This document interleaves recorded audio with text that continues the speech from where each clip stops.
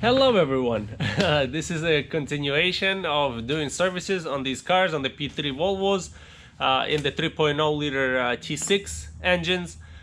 So this is going to be one of the service things that you want to do when you get about up until about 100,000 miles. This car right now has almost 92,000 miles. So this is going to be one of the things that it's kind of important to do once you get up to 100,000 miles, because after about 100,000 miles, it can go, it can go bad anytime. When the PCV, the breather box, or I mean the oil trap on the top, when it has a algorithm or whatever it's called, it has a breather component on top of it, and when that gets plugged up, it doesn't let your engine breathe, and then it pretty much starts blowing air with oil, with pressure through your seals, and that what causes leaks in your camshaft, in your crankshaft. Pretty much it can cause a bunch of leaks in your engine. So this is a really important service to do. I got my part from a local Euro parts store. I actually got it for really cheap. I paid about $70. It's cost about, I mean, I looked on different Volvo sites that sell Volvo parts. I'm not going to mention any of them, but you probably already know them if you have a Volvo. They sell them, I think IPD behind this store that I got, it sells at the cheapest, and then FCP Euro even doubles the price of IPD almost. So it's a bit expensive. I don't know why they charge. I'm pretty sure they get them from the same manufacturer. They're just, I don't know, whatever. It doesn't matter. But yeah, I would recommend, if you have a Euro parts store somewhere near you, I would just go to them and tell them your car, your engine, the T6, and then tell them you need the oil trap, the PCV oil trap, I think it's called. So yeah, I'm gonna show you guys today how to do it step by step. It's pretty simple. It's really simple. I'm telling you guys, you don't need to have big knowledge about cars to be able to do this. This is a simple service that's probably gonna cost you 5 times more if you go to a dealership or to a shop, because they're gonna charge you for labor, and then they're gonna triple charge you for the part that I bought for the oil trap. Yeah. So in today's video, I'm gonna show you guys how to replace it. You can purchase it yourself. It comes with everything you need.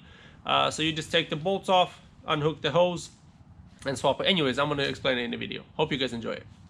Okay, so this right here is the component in question. So we're gonna be untying all these bolts.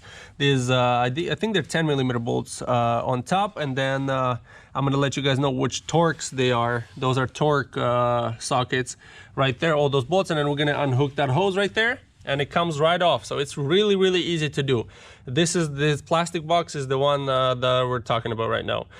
You may need a wobbly and some extensions, but yeah, I'm gonna show you guys how I take it off, and it's really easy. I've done, I think, already a few of them. So for the top 2 bolts up here, you're gonna need a 8mm socket, and then for those, you're gonna need a Torx 30 for these bolts right here on top. And then I'm gonna be using this bad boy right here, electric one. I got it on Amazon.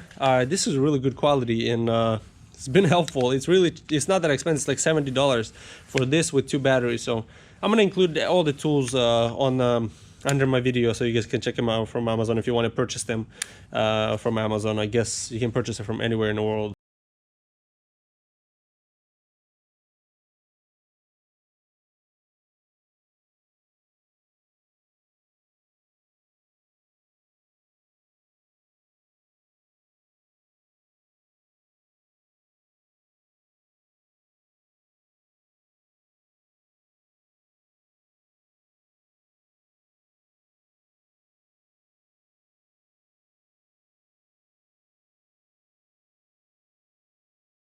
Here, right underneath this tube, so you're gonna unhook this tube from here and unhook it from the oil trap, and then it'll let you lift this tube. There's gonna be a bolt right behind it, so you just kind of move it out of the way and get to that bolt, and then there's gonna be a sensor right there, which is this one.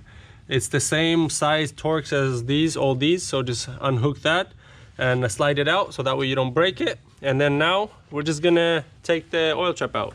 So the oil trap doesn't look too horrible. I mean, it's dirty, but it has a little bit of oil there, but other than that, it's not too bad. So I'm gonna wipe it all down and then put the new one in there. But this is how the old one looks, and this is where the algorithm or whatever it's called diaphragm, or I don't even know what it's called, but this part right here, if I flip it, this right here, that's what gets stuck, and it's a 1 unit thing. So yeah, that's how this looks under here. And this is how the new one looks, just like the doctor ordered. Brand new, pretty much, yeah, identical, besides the badging right here. The badging is the same place, but it's just PPS, whatever it's called. Yeah, it's pretty much identical to the one on the car now. Like, I mean, when I say identical, I mean really identical. Like, there's literally nothing different. Like, even the textures, everything is the same. Obviously the same when you flip it, the same thing too. Like, yeah, anyways. It's identical to the original one. Like, they probably have the same company. The same company probably makes it for Volvo, and yeah, I think they all get it from the same place. All right, obviously putting it back is in reverse order. So you got to put these 2 screws with this unit in there, and then kind of line up all the holes, and then put the, I think these are the guide screws. I'm sure they help hold it down, but these also are good guide screws. So you got to start these up and kind of tighten them, and then all these, as you can see, are all lined up now. So now I'm just gonna put all the rest of the screws in, and then put the hose on, put the sensor in there, pretty much, yeah, in reverse order of how I took it off.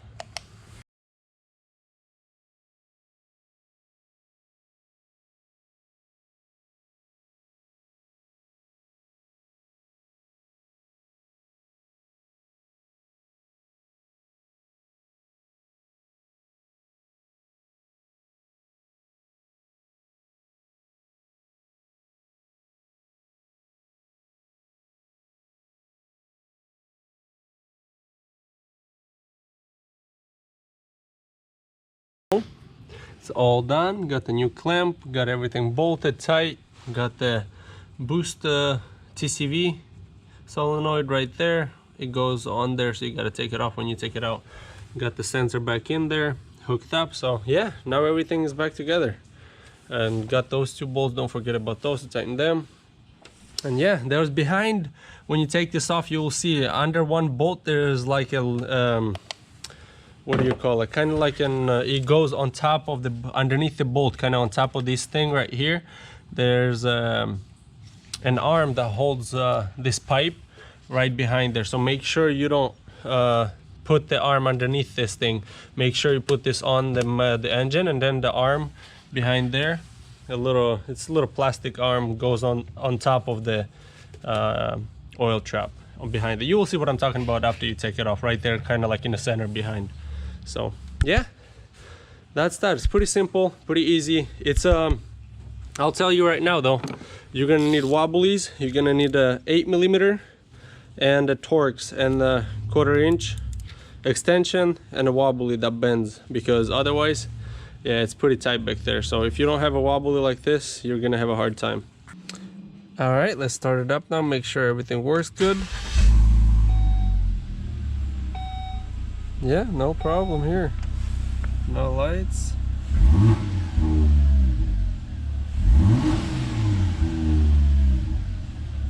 Yeah, works beautifully. Okay, so that's gonna be it for today's video. That's pretty much all there is to it.